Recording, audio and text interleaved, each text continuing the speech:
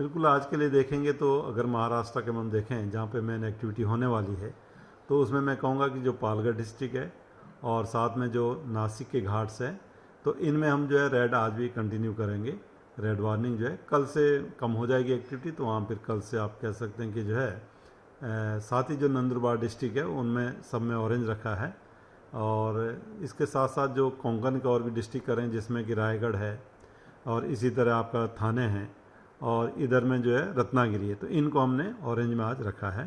तो very heavy rain जो है उनमें भी मिलेगी, एक्सट्रीमली हैवी की चांसेस कम है, एक आध स्टेशन ज़्यादा हो सकता है। तो मेन जो एक्टिविटी है वो आपके पालघर और नंदुरबार डिस्ट्रिक्ट और साथ ही में जो है नासिक डिस्ट्रिक्ट है, इसमें वो ज़्यादा एक्टिविटी रहने वाली है। तो नासिक के भी जो विशेषकर जो घाट है, घाट रीजन में, तो हैवी से very heavy with isolated extremely heavy Reigns की उनमें संभावना है। तो आज भी उनको जो है रेड में रखा गया है। जो बाकी डिस्ट्रिक्ट में आसपास के बोला उनको ऑरेंज में है।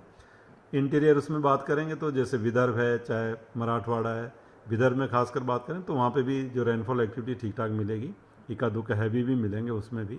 तो मेन तो यही है। मुंबई के लिए जहाँ तक बात है तो मुंबई में अब एक्टिविटी कम हो गई है, रेनफॉल की एक्टिविटी कम हो गई है, तो हैवी से तक ही रेन मिलेंगी। वेरी हैवी एक आध स्टेशन हो सकता है, बाकी तो ज़्यादातर जो एरियाज हैं वो हैवी रेन तक ही जा सकता है, इससे ज़्यादा नहीं है। लेकिन साथ में ये कि जो विंड्स है वो काफ़ी अभी भी स्ट्रॉन्ग है, तो उससे भी थोड़ा बहुत जो है सतर्क रहने की ज़रूरत रहेगी। खासकर जो ट्रीज़ वगैरह है वो गिर जाते हैं, या फिर इसी तरह जो कच्चा हाउसेस है कुछ जो है या ओल्ड हाउसेस है, तो उनमें भी दिक्कत आती है। तो उनको थोड़ा सतर्क रहना जो इस तरह का है।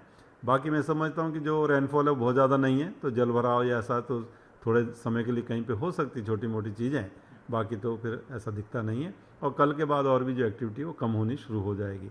तो आप कह सकते हैं कल के बाद तो मुंबई के लिए अगर विशेषकर देखेंगे तो लाइट से मॉडरेट रेन ही मिलेंगे, शावर्स बीच बीच में जो है इस तरह के हैं। अदरवाइज तो हैवी रेंस की भी संभावना है वो कम हो जाएंगी। ठीक है, तो इस तरह की स्थिति है। इम्प्रूवमेंट अब जो है जो अभी 5 से 7 दिन चला था, जिसमें कि काफ़ी एक्टिविटी कोंकण एंड गोवा में, नॉर्थ मध्य महाराष्ट्र में वो मिली है। तो अब आगे जो है वो कल के बाद से आप देखेंगे उसमें काफ़ी कमी आ जाएगी। मुंबई में हवा की तेजी हुई वो कितनी होगी और ये कब तक रहेगी?